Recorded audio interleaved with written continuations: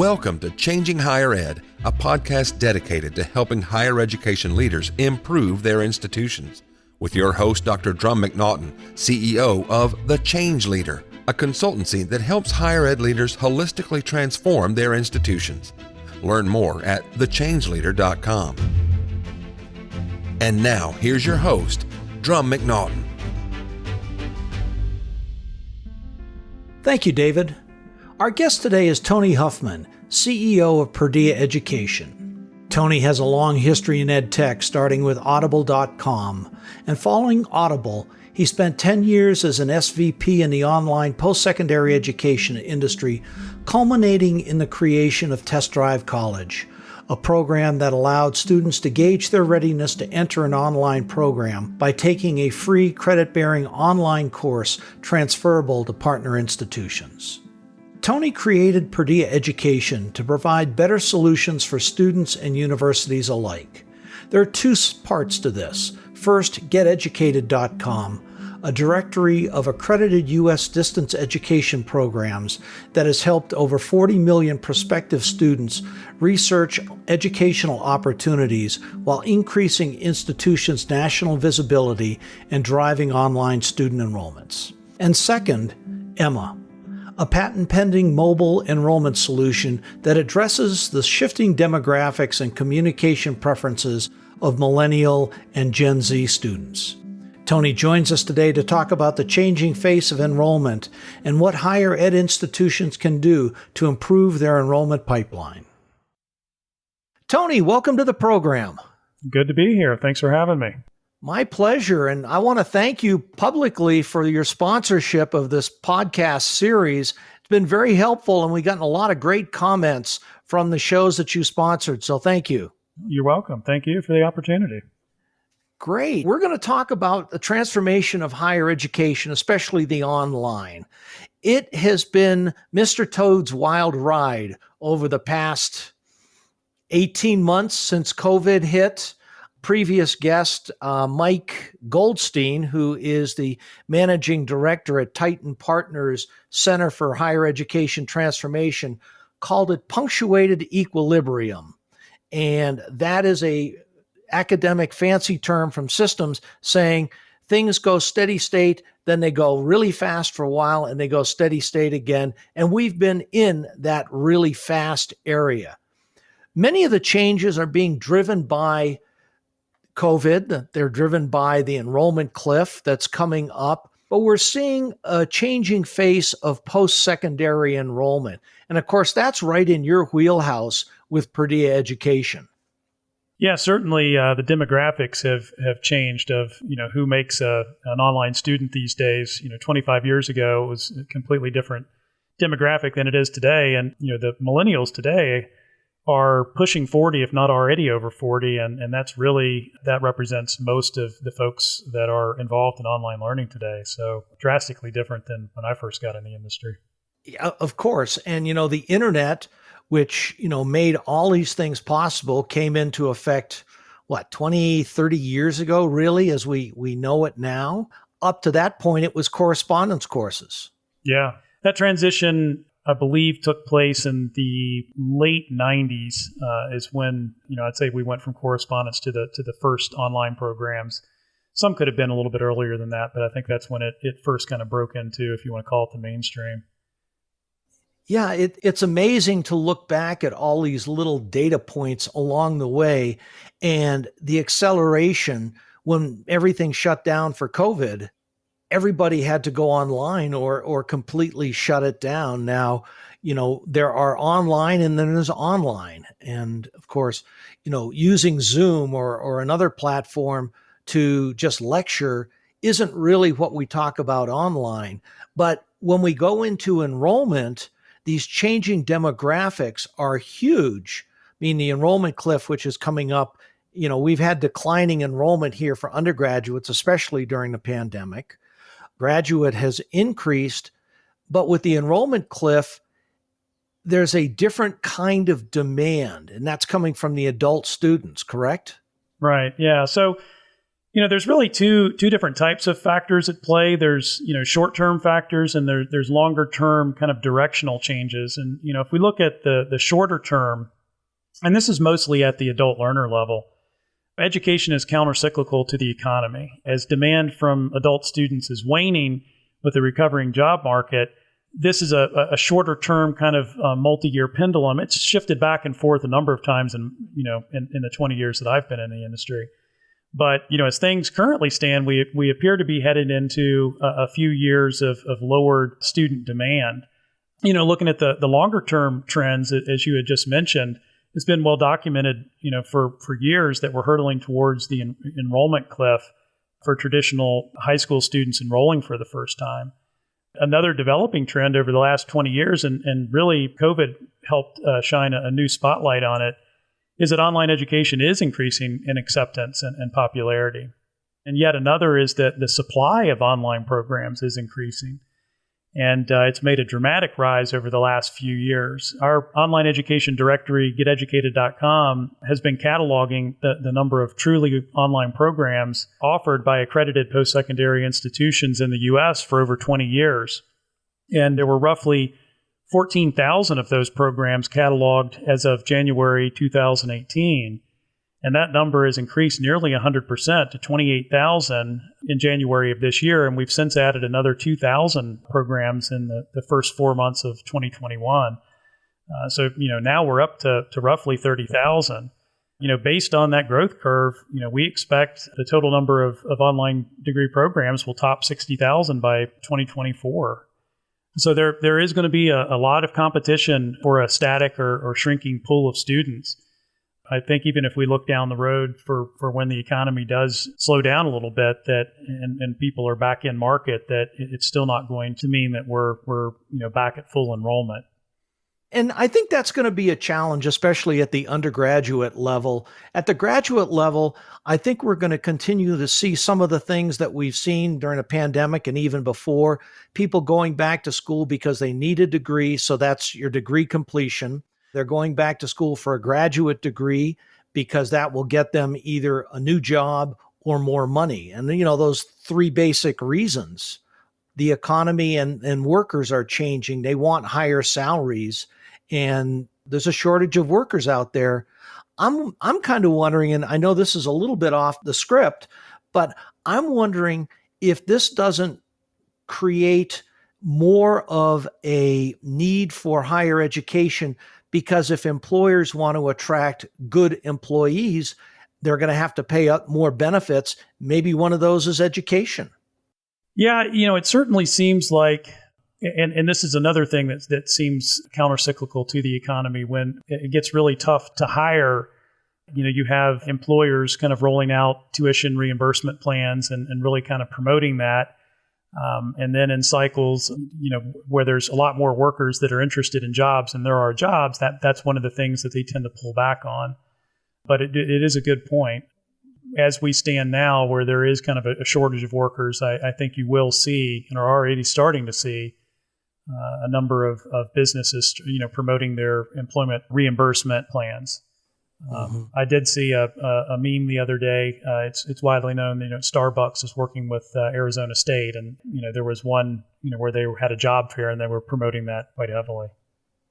And that makes perfect sense, because you're seeing more progressive schools like Arizona State who are working with businesses to provide the education. And in many cases, it's, okay, we'll give you the education, but you owe us X number of years here at the company so that we can get something out of it, which, makes sense. You should have a quid pro quo with that. Right. But having said that, it's also changing the face of enrollment. Whereas instead of institutions going for the students, the traditional undergraduates, if you really want to be able to survive, you've got to go after more graduate students. Yeah. And if people are working, you've got to have online programs similar to what you support. Yeah. So, you're right. As we look forward, how are institutions going to survive or even possibly, get ahead? First is identify the adult student as a target. The available high school graduates are not going to be coming back anytime soon. Next, you need to really create or improve your online offerings. And that's not only degree programs, but shorter certificate type professional development programs as well. And realizing that enrolling a working adult is vastly different than a high school student, and how you go about recruiting a high school student can't be more different than how you need to recruit an adult student. Being able to reach that adult student with information, how they want it and when they want it, often means, on their mobile devices. Mm-hmm. So schools are really going to need to kind of retool their recruiting and admission functions for the adult learner. Indeed, the entire institution needs to evolve, and that mind shift needs to permeate, all sectors within the university.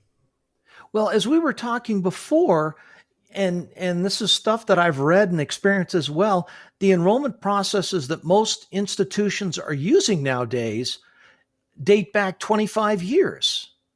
Yeah, that's true. Yeah. That's a very different generation. And, talking with millennials, with Gen Z, it's all about the phone, isn't it? Yeah, it is. I mean, it's interesting that the demographics of someone that may have been interested in enrolling, say, 25 years ago is vastly different from the demographics that, today's online student is of. It's amazing the changes. And, the schools that have been kind of cutting edge, if you will, in terms of, recruiting and enrolling the online student, they've really got this process down, and it's very heavily dependent upon call centers. And, that worked. They get an inquiry or a student that says, I'm interested, and it's very call center driven. They're calling that person multiple times a day. And, maybe that worked 25 years ago, but that effectiveness of that is waning. And a lot of it is driven by, the millennial who's now in market for online, don't want to talk on their phone, but they do everything else on their phone. And so kind of realizing how that shift has occurred is going to be important, as schools continue to try and attract that market.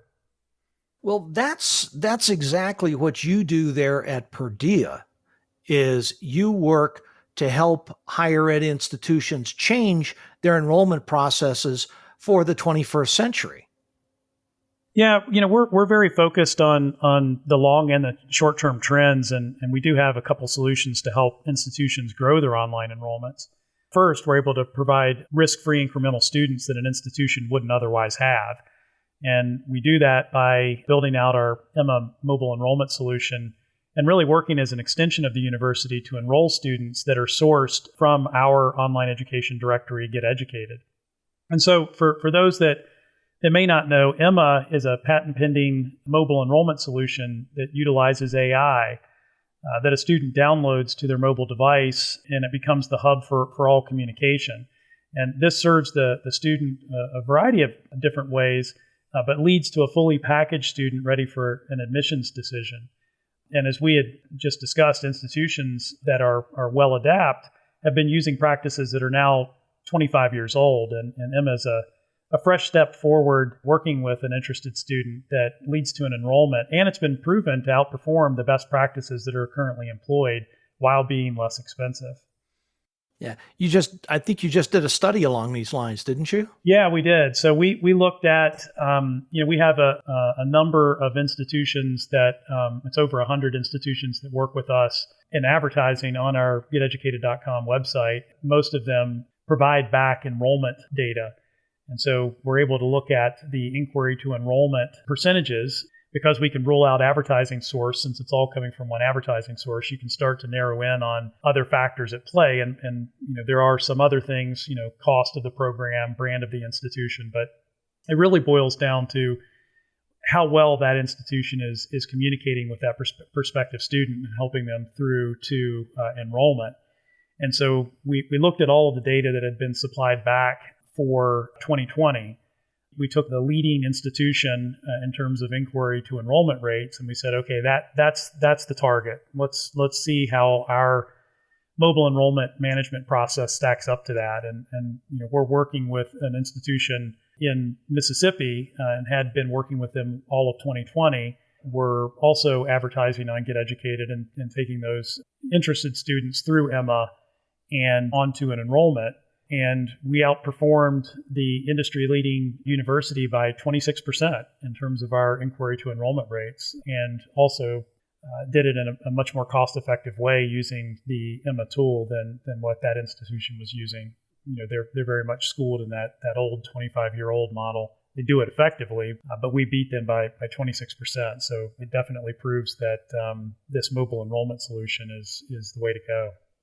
That's huge. Those are big numbers. I mean, for every 100 students, you're getting 26 more than that. I mean, how much in tuition is that? Well, 26% more. Yeah, it's a percentage. Yeah, any little percentage helps. If you can also lower your cost while increasing the output of inquiry to enrollment, that's important as well. Mm-hmm. So that's the second thing actually that we can provide. We can license Emma to an institution so that they can have a complete system designed to speak and enroll an adult student in the modality that they prefer.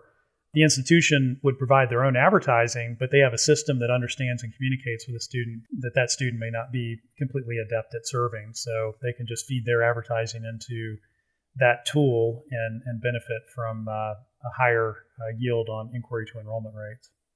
Well, it sounds like you've solved a huge conundrum with this, that you've got millennials and Gen Z who don't want to talk on their phone, but they want to do everything else.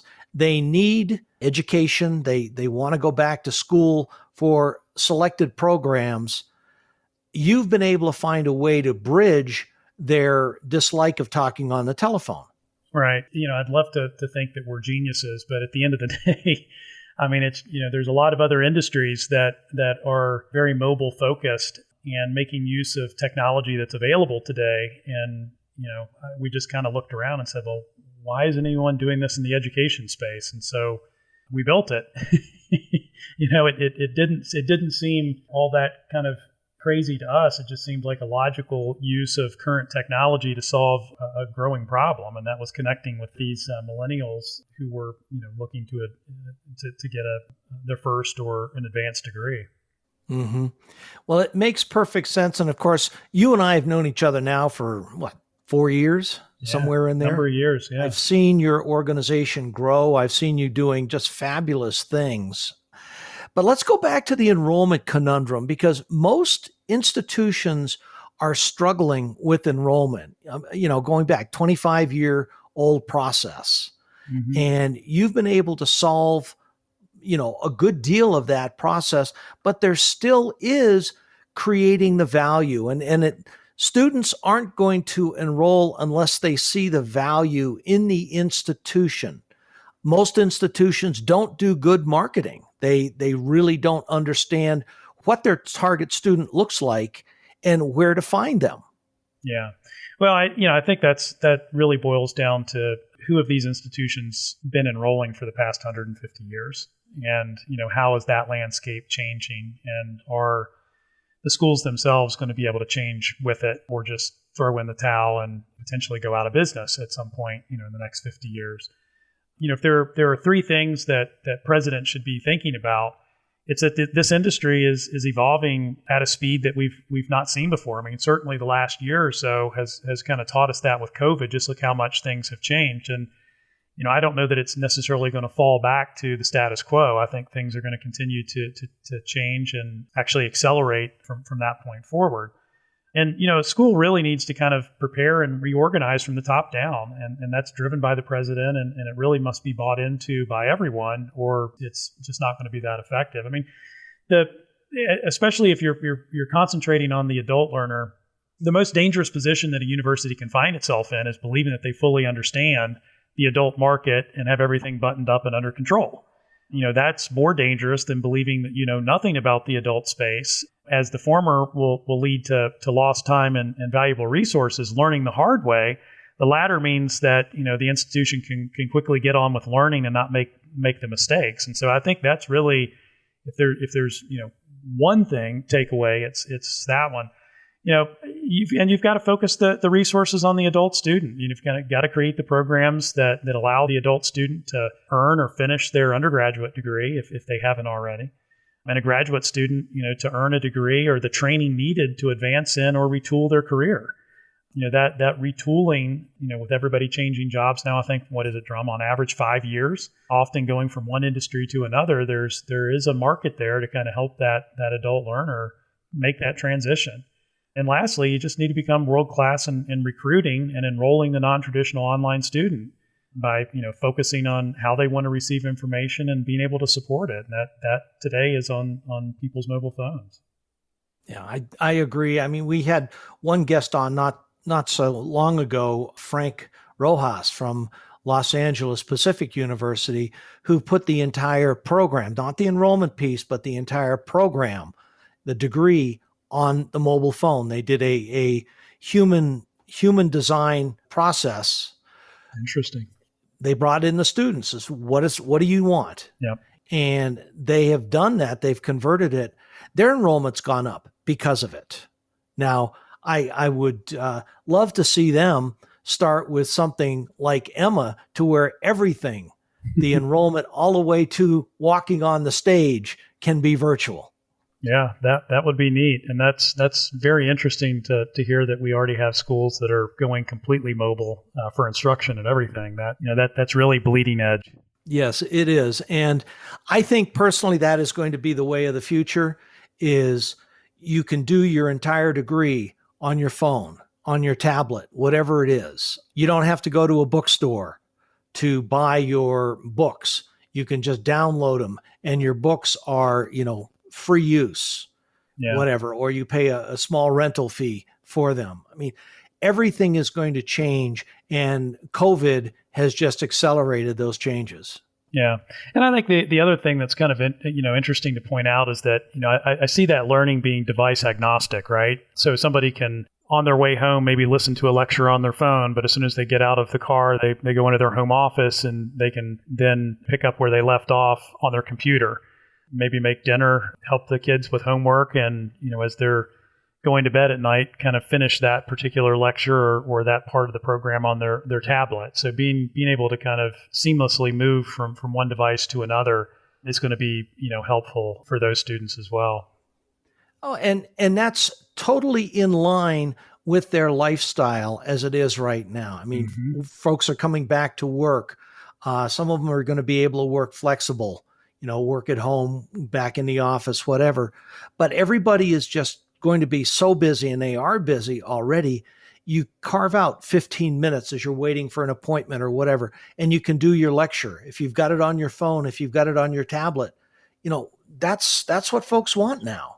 Yeah, absolutely. And just being able to offer, I think the key word that you said there is the flexibility. Being able to offer that flexibility is going to be very helpful. Enrolling a student, Drumm, is really pointless if they don't graduate, right? So you need to make that learning experience for them something that they enjoy and can get through that fits their life. Absolutely. So, well, Tony, you've already done our 3 takeaways. you did that, Yeah. You've got to, institutions need to prepare for and deal with the enrollment cliff that's coming. Everything is changing. Reorganization. The one thing we didn't really talk about is the role of the board in doing this. And of course, your board should be the drivers of change with this. It shouldn't necessarily be the president. Right. A good friend of mine, Jerry Zernacki, who just recently stepped down as the chair of the board of the National University System, was involved with growing the university through acquisition. And one of the things that he strongly believes is if you have a strong board who can drive change, this is critical for making the changes in the institution. Yeah, I absolutely couldn't agree more. If you don't have everyone rowing in the same direction, you're just going in circles. I like that. Well, I mean, think about it. Institutions are going to struggle with this one because, there's so much, the processes for teaching, the processes for, enrolling, admissions, everything within that university is built on, the previous decade or the previous century. And so as they think about moving outside of that paradigm, there's going to be undercurrents that are going to be working against them. And that's going to be, folks who maybe just have a couple more years left before they retire or, don't particularly want to change. And we've seen it, in our work with institutions. And even if there is strong leadership from the top, if it's not fully bought into by everyone within the organization, it's not as effective. And you can make some gains, but if you don't have everyone really kind of rowing in the same direction and bought into the vision is set out by the board, by the president, and maybe the president gives that address to everyone at the institution. But, unless everyone's bought in, it's just not going to be as effective as it needs to be. And that's probably the biggest challenge that the schools are going to face is getting everyone on board with this is the direction, this is where things are headed. It's not going to be like it has always been, and you need to be okay with that, and you need to be helping us all move in that direction. Those are hard lessons to learn, but that's probably the biggest challenge that institutions are going to face. As we tell our clients about resistance to change, it really comes from three things. They don't get it, they don't like it, or they don't like you. It really boils down to those three things. And that's sometimes true. It's all three. Oh, goodness. Well, Tony, this has been wonderful. What's next for you? What's next for Perdia? What are you guys doing and where are you going? I'd mentioned earlier, we're just really kind of focused on helping institutions grow their online enrollments. So we've got our Emma product, as we'd mentioned, but we also have kind of a combined product that just provides risk-free student enrollments where we're doing promotion and recruiting on our Get Educated website, working on the school's behalf with a white labeled version of Emma on their behalf and just feeding them students that they can admit into the institution. Being able to provide and continue to make our Emma tool better. And every week we're adding new design elements, and we learn from the previous enrollment cycles and improve things moving forward. And institutions can tap into that. They can white label that technology and use that and let us continue to develop it and improve it to where they don't necessarily need to be experts in how to enroll an adult student. They've got a tool that does that for them. That's really going to be, our future, and what we're focused on right now is being able to help schools increase their online enrollments. And the single biggest cost of any higher ed institution is people. And if you can repurpose some of your online enrollment staff to doing other things, providing the student support that's necessary, whether it be in financial aid, mental health, whatever that is, you're going to not only be able to enroll more students, but you'll be able to retain those students. And it's like you said, enrolling is great. You got to graduate them. Yeah. Being able to use technology where technology makes sense and allow the human element more time to develop those relationships and really kind of help those students all the way up to enrollment. But then from enrollment on is going to be very critical. Yeah. Yeah. So, well, Tony, I want to thank you for being on the show. We've been talking about doing this for a long period of time, and I'm really glad we had the opportunity to do so. Well, I appreciate you having me on. Thanks so much. My pleasure. Thanks for listening this week, and a special thank you to this week's special guest, Tony Huffman, President of Perdia Education, and for his sharing with us his perspectives on EdTech and how institutions can improve their enrollment pipeline with tools such as Emma. I also want to give a special shout out to Tony and Perdia for their sponsorship of this podcast.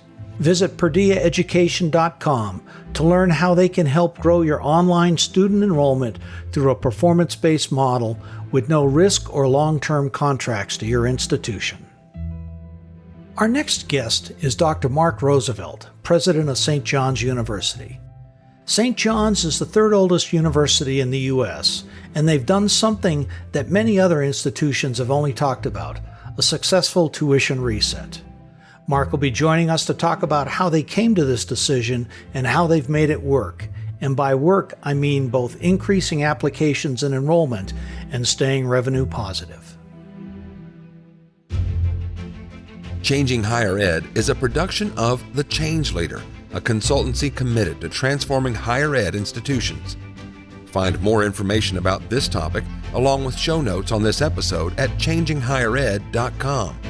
If you've enjoyed this podcast, please subscribe to the show, and we would also value your honest rating and review.